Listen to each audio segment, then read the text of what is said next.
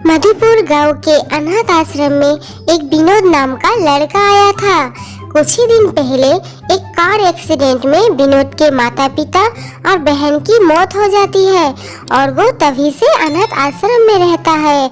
और कुछ अरसे बाद विनोद की पढ़ाई पूरी हो जाती है और वो नौजवान हो जाता है।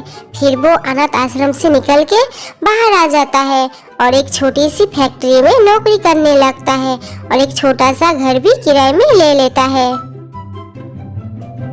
अपनी नौकरी की तनख्वाह से वो जैसे तैसे अपना गुजारा करता है और उसी तनख्वाह से वो गांव के गरीब बच्चों के लिए फैक्ट्री से आते वक्त कुछ ना कुछ लाता है।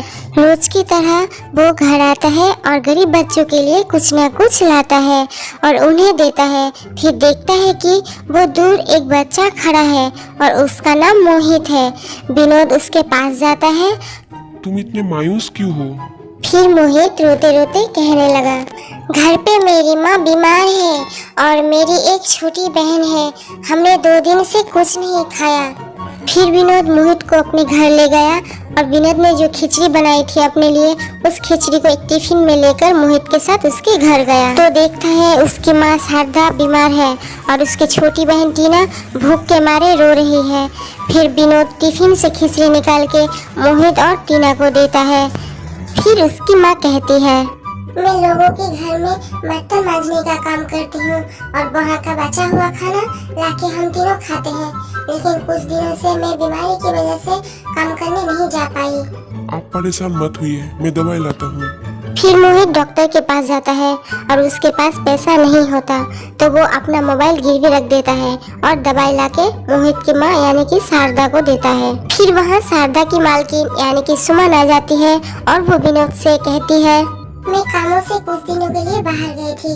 मैंने आके सुना कि शारदा की तबीयत खराब है तो मैं देखने चले आई।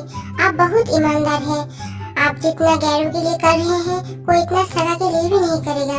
मुझे आप जैसे ही ईमानदार मैनेजर की जरूरत है कि आप मेरी कंपनी में एज ए मैनेजर काम करेंगे। मोहित खुशी के साथ कहता है, जी जरूर। विनोद के पास अब अच्छी नौकरी और अच्छी तनख्वाह भी थी। उसी तनख्वाह को जमा करके विनोद ने एक अच्छा बड़ा फ्लैट भी ले लिया था। फिर विनोद शारदा, मोहित और टीना को अपने साथ ले आता है और एक साथ वो अपने फ्लैट में हंसी खुशी रहने लगते हैं। इस कहानी से हमें ये सीख मिलती है कि अगर आप किसी का भला करोगे तो इसका फल आपको जरूर मिलेगा।